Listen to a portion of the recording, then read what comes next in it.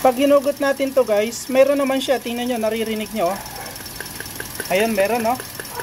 Pero hindi ibig sabihin na okay yung ignition coil na yon. Pwede nyong i-test for spark. Kagaya to, meron no. Lahat siya pare-parehas oh. Oh.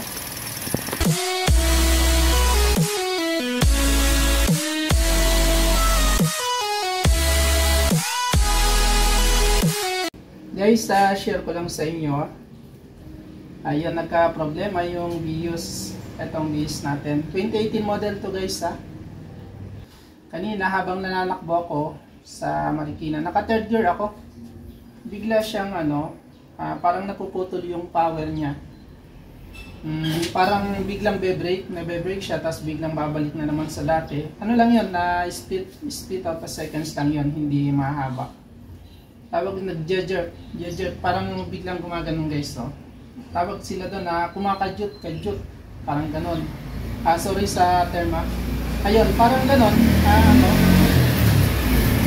Nananakbo ka, okay yung smooth yung takbo mo, tapos biglang kala mo napuputol yung power niya, di parang gumaganon yung sasakyan. Ayun, kumakadyot nga. Yun. Tapos hindi komportable talaga, mararamdaman mo. Paano lang naman yun, hindi naman continuous na bigla maranasan mo tapos mawala. Maranasan mo pero madalas. Ayun, titingnan natin kung anong problema. Share ko sa inyo. Dalawa yung pinagdududahan ko dito. Pwedeng spark plug. Kasi yung spark plug nito guys, long overdue na rin yung pagpapalit ko. Dapat 100,000 km. O pwede humigit ng konti, pero ito 130,000 km na. Hindi pa napapalitan yung spark plug. Iridium type kasi ito guys.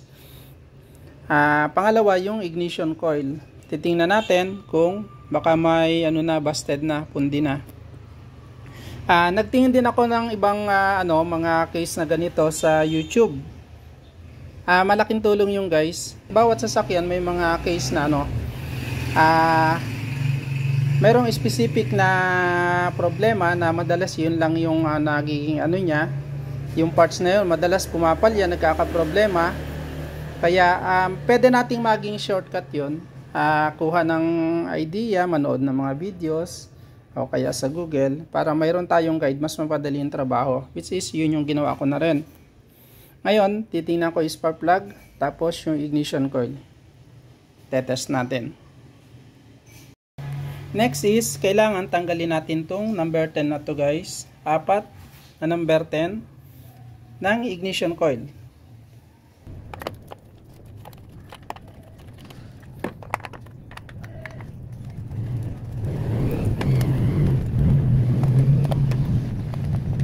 Natanggal na natin yung 4 na number 10 volts. Next is, paanda rin natin yung makina.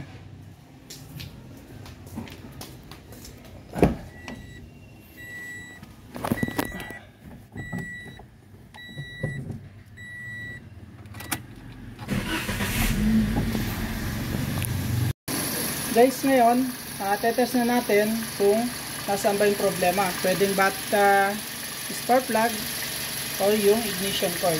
Tatanggalin ko itong connector isa-isa. Bakit natin tatanggalin yan? Para matest natin kung gumagana ba itong cylinder na to. Kasi guys, ito 4 cylinder to, diba? Ito cylinder number 1, 2, 3, 4. Kada isang ignition coil, ang katumbas niya isang spark plug. Isang piston din. Piston number 1, piston number 2, number 3, number 4. Ngayon, tetestingin natin kung gumagana lahat ang cylinder niya. Tatanggalin ko itong connector. Dapat medyo siya, magbabibrate. Dahil mababawasan ng power. Itong papatayin natin itong isang cylinder. Pag bumaba yung niya, okay, nag-vibrate, bumaba yung RPM, ibig sabihin gumagana to. Kaya siya nag-vibrate dahil tinanggal natin to. Isa. Ayun. Gumana siya. Gumagana to. Gumanda yung tunog niya nung ilagay ko ulit. Ngayon, subukan ko ito number 2.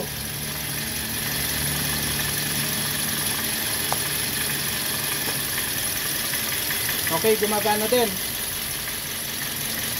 gumagana din. Babalik ko ulit ito. Number 3.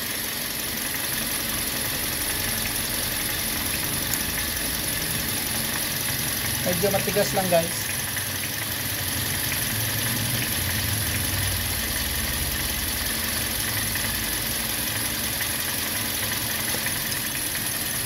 Ayun, gumagana din. Pansin nyo, di ba? Nagkakaroon siya ng vibration. Babalik natin ulit. Next, ito. Number 4. Ayan, same. Gumagana din. Nagbabibrate, no? Papansin nyo, yung vibration. Gumagana lahat yung cylinder niya. Pabalik ko, magbabago yung tunog. Pangalawa, tetest natin yung ignition coil kung okay ba. Pwedeng okay yung ignition coil, okay din yung spark plug. Kasi gumagana, nagbabago yung tunog niya. Ngayon, tetest natin yung ignition coil sa spark. Tatanggalin ko isa-isa.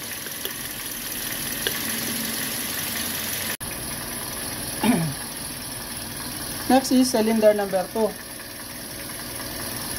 Ito guys, no, huwag niyong pipilitin na tanggalin kasi may hila yung itong wiring niya, baka magka-problema. Kung hindi naman, mahirap. Tanggalin niyo itong connector.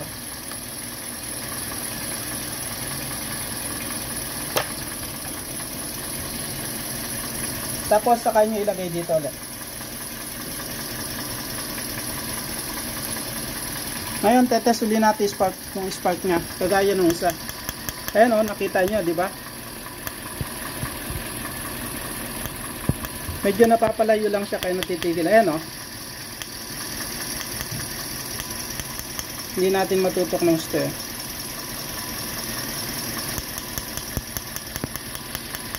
Ayan. Okay ang spark nito, number 2.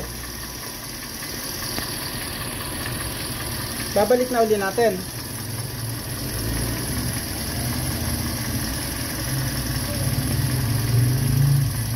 Number 3, tanggalin din natin dahil maliit yung wirings na dito, baka mahila.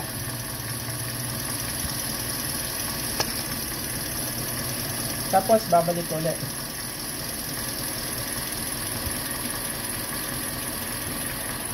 Okay, spark test.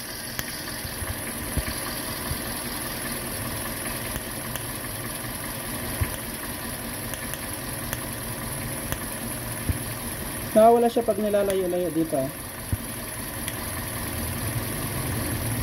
Sorry ah. Ito dito. Ayan oh. Okay guys, no? Spark, no? Nawawala lang siya pag nalalayo ko. Okay ito. Number 3. Number 2. Sorry. Balik na natin.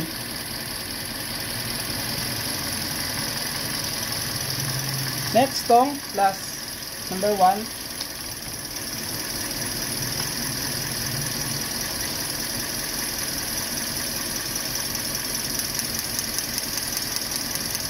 Ito guys, tingnan natin. Aray! Nakuryente ako. Guys, may leak pala to dito. Ibig sabihin may leak. Nakuryente ako, sorry. Wala din siyang spark. Papansin nyo, walang spark. Wala oh. Wala.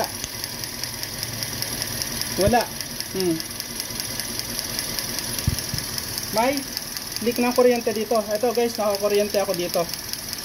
Itong may leak siya dito sa area na to. Kita nyo ha, ulitin ko, walang spark. Ayan o. Kaya ngayon, natukoy na natin. Alin yung may problema. Babalik ko na. Ngayon, guys, no, walang spark to. Itong cylinder number 1. Itetest natin kung ito ba yung may problema. Pero yung initial inspection ko mayroon kasi nakuryente ako. Tapos wala ding spark dito. Tapos nakuryente ako, hindi normal na nakuryente ka dapat dito. Walang lumalabas na kuryente. Itetest ko siya dito sa isa.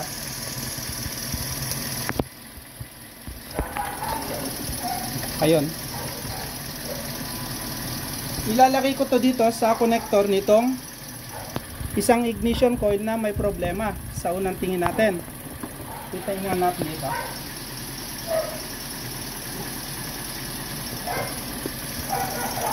Okay, guys, nung gamitin ko to, walang kuryente na, walang spark.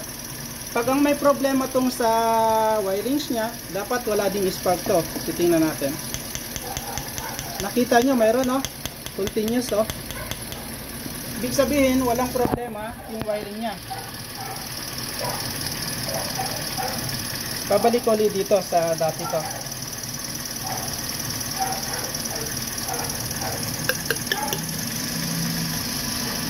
Ito, itetest ko ulit. For the second time, test natin ulit. Okay.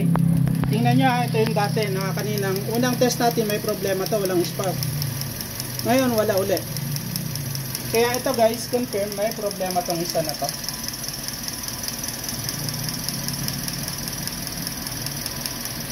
Babalik ko na dito. Guys, susubukan kong ibalik itong connector niya. Dapat yung under niya at least magbabagong konti. Pagmasdan niya. Ayun, nagbago naman. Kasi may kuryente naman siya, kaya lang tumatalon. May nakakalabas, hindi siya solid na iibigay niya kay spark plug. Kaya kahit pa paano may ano pa rin. Mayroon pa rin kuryente, hindi nga lang buo. Mayroong nakakalabas. Pag ginugot natin to guys, mayroon naman siya. Tingnan nyo, naririnig nyo. Ayun, meron, no? Pero hindi ibig sabihin na okay yung ignition coil na yon. Pwede nyong i-test for spark. Kagaya to, meron, no? Lahat siya, pare-parehas, oh. Oh. Ito, oh. Meron din, oh. Ito. Ito yung mga normal. Normal. Normal. Ito, parang normal din. Ayan, oh. Pero pag tinest mo yung spark nya, doon na sila nagkakaiba. Ito walang spark. Meron tong tatlo. Baka may magtatanong, may check engine ba to nung mangyari yon? Nasira ignition coil. Wala guys, walang check engine. Basta yun lang, mararamdaman mo lang yung napuputol yung power. Or yung parang yung gumaganon-ganon nga, kumakadyot-kadyot siya dahil dun sa epekto nung napuputol yung power, tas babalik. Ayun lang, walang check engine. Sir, no? Wala pa yata. Sige sir, ingat sa biyahe. Picturean ko lang sir ha. Sige. Para may proof na natin dito. Okay. Okay, salamat. Ito na yung ignition coil natin. Surplus. Oo. Nakunan ko ng 2 guys ay pangalawang kuha ko na sa kanya to ng surplus. Kumuha rin ako sa kanya dati nung yung surplus na master switch ng power window. Ayun. Okay, sana okay. Eto, mamaya ako itetest guys, may ginagawa pa kami. Eto, busy.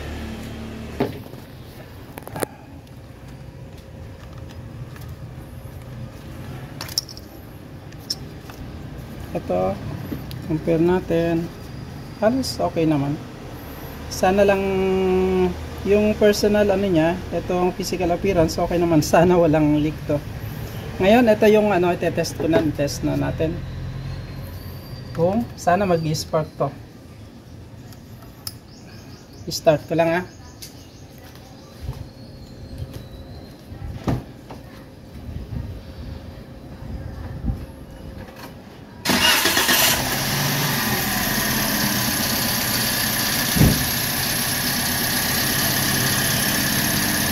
Ito guys, dati wala tong spark. Ngayon, testing natin. Dapat hindi mag-spark yan, dati. Ayun.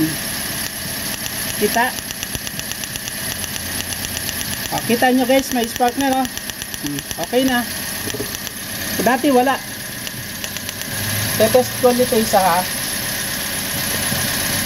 Ito yung pinalitan natin.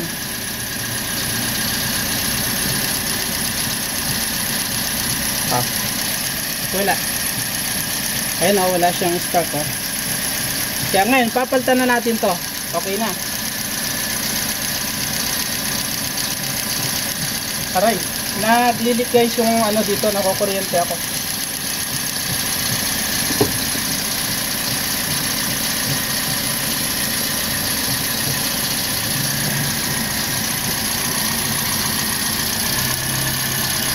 Ayun, okay na.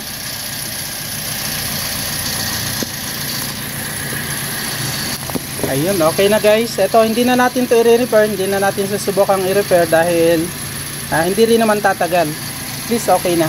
Kapag bibili kayo nito guys, kahit alin, pwede magkapalit-palit yan. Number 1, number 2, kahit alin yan.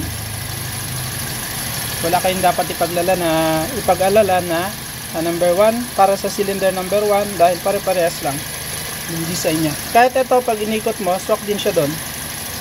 Pabaliktad lang. Ayun, okay na. Ang tanong, bakit nasisira ang ignition coil natin? Ignition coil natin guys ay walang periodic interval kung kailan ba dapat natin paltan. Basta hintayin lang natin siyang masira, saka natin siya papaltan. Kung kailan, hindi natin alam. Bakit ba siya nasira? Siguro dahil meron talaga siyang service life. Dahil ito, naka-expose siya sa init, vibration. Minsan yung iba nagkakaroon ng crack. Ibig sabihin, physical damage, may kinalaman din doon sa vibration o kaya sa init. Katagalan. Ito guys, ulitin ko 6 years na to. Going to 7 years na tong BIOS na to. Unang sira niya, nagka-problema na ganito. Wala pa naging sira to. Kaya kung isipin mo, hindi na lugi sa 6 years, magsa 7 years na, para sa isang parts na papaltan mo. Ganun talaga, after 5 years doon nag-uumpisang lumabas yung mga sira ng ating mga sasakyan.